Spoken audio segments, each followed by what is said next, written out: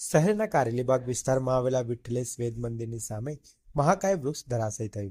વૃક્ષ વર્ષો જૂનું હતું. સ્થાનિકો દ્વારા તંત્રને રજૂઆત કરવા છતાં કોઈ કામગીરી કરવામાં આવી ન હોવાના આક્ષેપો થઈ રહ્યા છે. વૃક્ષ ધરાશયી થતાં આશરે 4 મકાનોનું નુકસાન થતાં સ્થાનિકોએ રોષ વ્યક્ત કર્યો હતો. અવારનવાર રજૂઆત કરવા છતાં તંત્રનું ધ્યાન ન પડ્યું હતું, જેના કારણે નુકસાન વેઠવાનો વખત આવ્યો છે.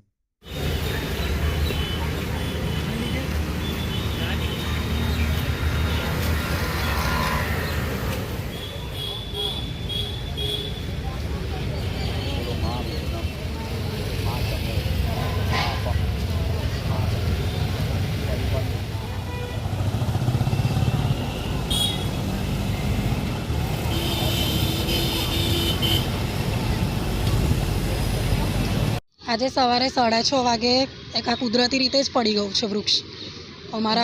અમારી જ ઓફિસ છે, દેવાય એન્ટરપ્રાઇઝ. કઈ જગ્યાએ? વેદ મંદિરની એક્ઝેક્ટ સામે બહુચરાજી રોડ ઉપર. અંદર મજૂરો રહે છે, બાજુમાં પણ ઘર છે. કેટલા દિવસથી જાણ કરી હતી પણ કોઈ આવતું ન હતું.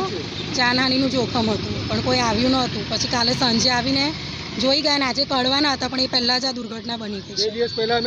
અરજી 6 મહિના પહેલાં પણ અરજી આપી હતી પણ કોઈ આવ્યું નહોતું. પછી ફરીથી અરજી અને નોટિસ આપી હતી, એપ્લિકેશન આપી હતી. એક ઘર દબાયું છે અને અમારી ઓફિસનું ખાસું નુકસાન થયું છે. આશરે કેટલાનું નુકસાન થયું છે? અંદાજે તો હવે એવું કંઈ કહી ના શકાય કે કેટલું નુકસાન થયું છે, કારણ કે આખી ઓફિસ જ અમારી ખલાસ થઈ ગઈ છે. આજે આપને પૂજા બી કરી છે? હા, આજે વટવૃક્ષ છે અમારું, એટલે ખાસું 100 વર્ષ જૂનું છે વટવૃક્ષ, એટલે અમારું એની પૂજા વિધિ કરવી પડે, કારણ કે વટવૃક્ષનું એટલું મહત્ત્વ છે આપણે અત્યારે અહીંયા. અને શ્રાદ્ધ પણ છે, એટલે અમે એની પૂજા વિધિ કરીને પછી એને કઢાવીએ એમ. શું નામ? ધ્રુવી પટની.